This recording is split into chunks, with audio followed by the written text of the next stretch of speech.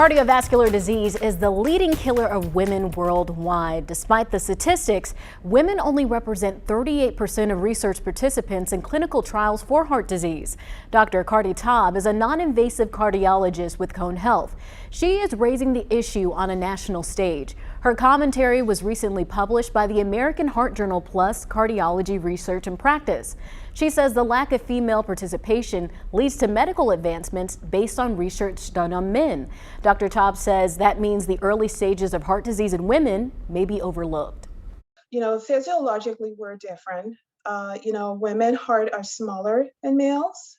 The way, for example, coronary artery disease present in women, symptom-wise is different. And the way the plaques are built up, we have tinier vessels, so the plaques are built up. So you need very small plaque to cause symptoms.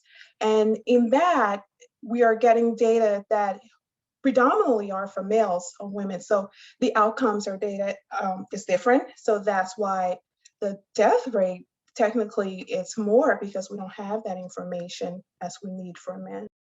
Dr. Tobb and her co-authors cite several reasons why the research gap exists. Studies find men are more willing to take risks than women in medical trials, and they have an element of risk in them as well. Women are also more likely to be caregivers and may see clinical trials as taking time away from those roles.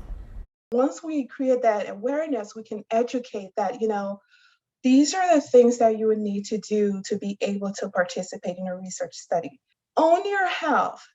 And as we own our health, we're all going to have to work together to make things better. We can't always wait for the next person to make it better. If we do it better together, it's going to build a good system for all of us.